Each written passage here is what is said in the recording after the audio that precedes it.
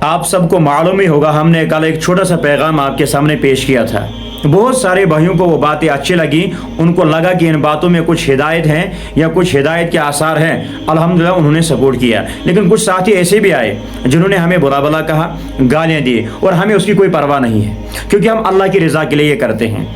کل جو حادثہ کلگام کے اندر ہوا زیارت شریف پر، کہ نوجوان لڑکے آئے ڈول باجے کے ساتھ، وہاں پر چھلانگیں لگائی، وہاں پر ناچا، وہاں پر کود پڑے، انتہائی گندی حرکتیں ہوئی، ان مقدس جگہوں کی بے حرمتی ہوئی۔ اللہ کا گھر ہے، ولی کی قبر ہے، وہاں پر جا کر یہ آئے اور انہوں نے انتہائی بےہودہ حرکتیں کی۔ ہم کڑی طور اس حادثے کی مذمت کرتے ہیں، اور کل میں نے کسی بھی جماعت کا نام نہیں لیا تھا، کسی بھی شخص کا نام نہیں لیا تھا، اس کے باوجود بھی کچھ ایسے کھڑے ہو گئے جنہیں ہمیں برا بھلا کہا۔ لیکن الحمدللہ علماء سامنے آئے اور علماء نے اس حادثے کی کڑی طور مذمت کی، بقول مولانا فیاض احمد رضوی صاحب، کہ یہ جو بھی تھے ان کا کسی بھی جماعت سے کوئی تعلق نہیں ہے، نہ یہ بریلوی ہے، نہ یہ دیوبندی ہے، نہ یہ اہل حدیث ہے۔ یہ وہی لوگ ہیں، بقول مولانا فیاض احمد رضوی صاحب، یہ وہی لوگ ہیں جو پی کے آتے ہیں، یہ وہی لوگ ہیں جو جمعہ کے دن کہتے ہیں کہ آج کون سا دن ہے۔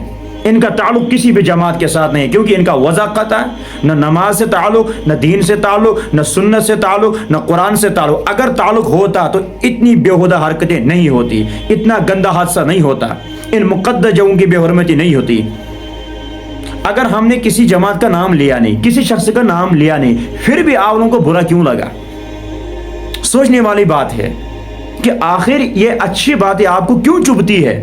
بلکہ آپ کو خوش ہونا چاہیے کہ اگر کسی سے غلطی ہوتی ہے تو کوئی مسلمان سامنے آتے ہیں جو ہمیں اصلاح کرنے کی کوشش کرتے ہیں، جو اچھی باتیں پیش کرتے ہیں، اور ان مقدس جگہوں کی بے حرمتی ہوتی ہے۔ پھر سے کہتا ہوں، باز آ جاؤ، اللہ کے قہر سے ڈرو، ان بطش ربک لشدید۔ ایسی پکڑ آئے گی اللہ تعالیٰ کی، ہم ایسے مٹ جائیں گے جیسے کبھی آئے نہیں تھے دنیا میں، جیسے کہ پہلے قومیں۔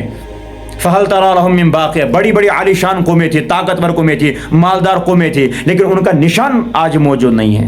اللہ ہدایت فرمائے۔